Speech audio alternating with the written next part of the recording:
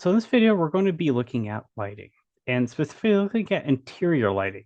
We'll look more at exterior and outside lights in the next project, kind of like what we're doing with our modeling and our material skills. So we're going to kind of build upon these a little bit as we go along from project to project. So when you first create a scene, you're going to be given a camera and you're going to be giving a point light along with your cube. I changed it to the Susan or the monkey head just to kind of give us a little bit more interesting shadows to work with. But this is generally the setup that you have going on. So you have this point light and you have this camera, and much like a camera that you would own and take photos of, a lot of these techniques are going to relate to that. And a lot of these theories are going to be similar to photography. So it helps having some sort of photography background because a lot of these things that we're going to be doing are going to relate a lot to that. So if I have this light over here, you notice at the top, I can change to how my viewport shading is. The first tick over from my solid shading, which is great for modeling, is my material preview. And it allows me to kind of get an idea of what the materials are going to look like, but within an unlit environment. The next one over is rendered, and it kind of allows me to see what the light source is doing. So if I have this light over here, I can move it around and I can get it closer and I can change it. And I kind of get a preview of what that's going to look like. But this rendered through the camera is going to give me an even more, I guess, closer example of what the final is going to look like. So if I go to um, render image, it's going to render my image from whatever this camera is facing. And we'll look at orienting that here in a second. But one thing that I really want to point out is right off the bat, you're introduced with some sort of ambient world lighting. And we're going to do more of this when we're actually building an outside environment. But if I tick off my light and I render it, you notice that there's still a subtle light source. If I go to render image, you still see some sort of light, and this background is gray. And that relates to this, again, this world node and this color here. If I were to bring this brighter, the environment gets brighter, and so does my lit object. And it kind of allows me to control kind of like this ambient light source. And we'll look again more at it when we're setting up an outdoor scene. But I think at the beginning, it's good to either turn this all the way down to black or turn it off down to 0, which essentially does the same thing. So now when I render the image, the only light that's going to be coming is from whatever lights I introduce. And again, this is great to do, especially when you're doing interior lighting or in the beginning, because you have control over all the lights in your scene. So now if I were to render, it just shows the light that I've been I've have in this scene. It doesn't do any kind of ambient light, which is again a great starting point to kind of build upon and just better understand lighting.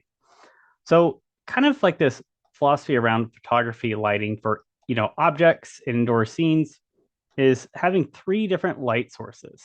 So I'll switch over to my material preview, and you have this main light, which is going to get highlight and bring out the key details of your object. But you notice that I kind of have some of these shadows cast over that really wash out a lot of my details in my light or in my object. So I kind of have what's called a fill light. So if I were to create a new light, go to add image, and you have some options here. You have another point light, which is what I'm going to be using for the most part. And I tend to like stick to point lights. Sun, again, that's something we'll look at more in like environments and outside. Spotlights, it tends to give this really like conical, like sharp shadow effect that I don't tend to like that much. And I tend to use whatever object I want. If I want that type of shadow effect, I'll use an actual object itself to kind of create that. And then a lot of artists like this area light because they work a lot um, a like a light box or a soft box for like in like photography. But for the most part, I'm just going to stick to point lights. So I'll introduce a second light source over here to kind of fill in these background details. Now, when I'm working, it's again, you're not getting like the best vision of what this is actually looking like when you're rendering it. So what I like to do is I will change the first, I'll kind of change the camera angle of how I want it. And I use that by lining up my viewport. And then I go to view, then I go to line view, and I go to align active camera to view. And it's going to change where this camera is going to render. So now if I go to render image, it's going to crop it to wherever that crop is. And then if you notice over here on the right, I have this output options and I can change the resolution. Right now I have it like a square format. Say if you want to do this for like Instagram, but you can also change this. If I wanted to do, say, like, record some animation, for, TikTok, or if I'm doing something more traditional, I might do like a wider angle. So really think about, it gives you some flexibility on, how you export out your image and whatever ratio makes most sense for you, rather than having to like bring this into an imaging editing software. It kind of does the work a little bit ahead of time. And then you can look at the file type, PNG, output, and we can look more at this when we're thinking about like an animation, something that's going to render up more than one image. So what I like to do is kind of have this camera preview like kind of at all times. Is I like to bring in like make a copy of this window, and you can do that by like having this cursor, and if you slide it over, it can make another one. So I'll keep one of them, whichever side makes most sense for you, and then I can kind of zoom in on this camera preview spot, and then I can use my um, other screen to kind of move around my camera as I needed to. And I can even do it like switch over, to a different type of render mode. So now if I wanted to move my camera around, I have that option. And then I can still kind of see where this camera is going to be rendering my object. And now I can really play around with, okay, that ear is being really lost in there. So maybe I can move this light around. So I'm kind of seeing where that ear shadow is kind of coming in, kind of hidden. I mean, some shadows are great because they kind of show us some of these detail. Without the shadow, we really wouldn't be able to see what's going on. So then if I go down to my light properties here, like I can kind of adjust like the strength of this. If I wanted to turn this down a little bit or even turn down um, my main light source, maybe that's too much. You can also change the size of it too, and that's going to affect like how sharp these shadows are going to be. You can also drop in a backlight. And some of this can, be used to bounce off an object in your background, but this backlight will kind of help bring out some of these more subtle shapes and kind of like some of these little edges that are somewhat hidden. So now if you see like over here, I can see more of this line, of the edge that's kind of created.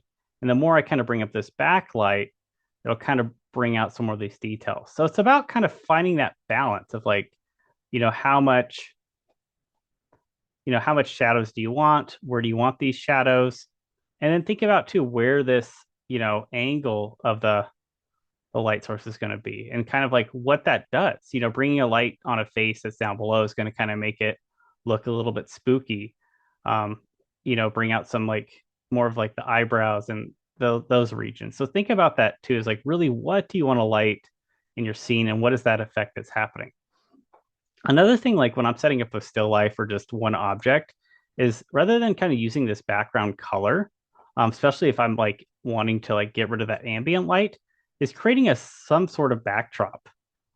So I just do that with a plane, and then you can kind of set whatever color you want this plane to be, and then you can kind of control to like how close you want it, how much of like this drop shadow on the object you want to showcase, um, and how close you want to bring this background into it as well without losing that backlight. And that way you can kind of change the color. You can even do like a background image on this. And it really gives you a lot of options to kind of play around with. Now, a couple things to think about too is a render settings. So typically right off the bat, it's going to give you this option as Eevee. Eevee is great because it doesn't really take too much processing power. Like you can run a lot, like on your laptop, Eevee works great. But Cycles is another renderer, and you could even use an external renderer outside of Blender. It's going to use a lot more of your processing power and take a lot longer when you're rendering. But it's a lot easier, I think, to make things look nicer in Cycles or using an external renderer. And you have a lot more choices and options on here as well. I'll hop back over to Eevee so you can kind of see the difference. Sometimes with Cycles too, you kind of notice like it starts off being like a little bit grainy because it takes a while for you to kind of get that image. So that's something to think about as well. Is like again, like working in Eevee, I tend to do that first so I'm like ready to actually render out my scene because it allows me to move a little bit quicker um, and kind of yeah, and before I actually want to do my final. One thing too you can notice is like you can set up the different colors on your light source and think about, where the light is coming from. Like if it's outside, that's going to be something that's like might be a little bit on the warm side, but a little bit goes a long way. Like if I notice if I start going too far in this like yellow like realm, like it shows up right away. It's almost like artificial. Um, so kind of try to balance that out. Like a little bit goes a long way when you're trying to like have that um like effect with a color. Same things like, if you're some interior lights have like slight blue tinge to it too, um, which could be, like a way to kind of convey a certain style or an environment. But again, a little bit can go a long way. And then really think about, the camera. A lot of the way that we understand digital images and viewing them is from cameras. So a lot of these habits that we see um, that we kind of like expect to see in a 3D rendered image, um, kind of derived from a camera. So if you notice, you click on a camera, they have different stuff that's set up for a camera, like your focal length, and kind of thinking of like 35 is kind of like a good mid size for your focal length. But if you start going, smaller, it's really going to like open that up and skew it out, which might be great for an environment because then you get this really like, wide shot as opposed to something like, 50, which could be used a lot for like portraiture. Or, if you can even go, I wouldn't go much smaller than that, but experiment with like the different size of like your focal length and see what looks best for you. Depth of field is a huge one as well. Like if you notice here, I have, like this focus distance, and then I can also focus it on an object. And this makes more sense when you have, different objects in your scene. So if I were to bring in like these, I'll move my background a little bit further back so you can kind of see these, spheres. And if you notice right now, these are what are in focus, not what I want in the foreground. And this can be distracting, even if like these were both in the same focus.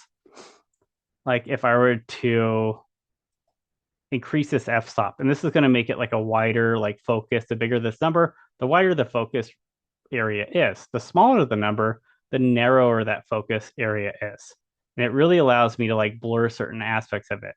But say if I wanted to blur out this background and focus here on Susan, I can use the eyedropper tool and click on Susan. And now when I drop this down a little bit, it's going to focus and kind of blur some of those um, background. And you notice even part of Susan's getting blurred out too.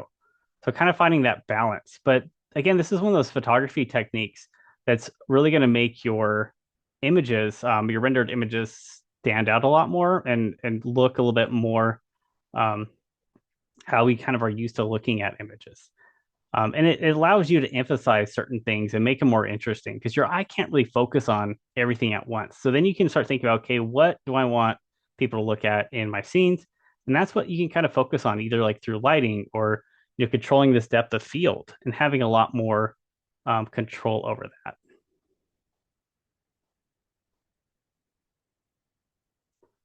So in our next video, we'll look at how this kind of applies to like setting up an actual room.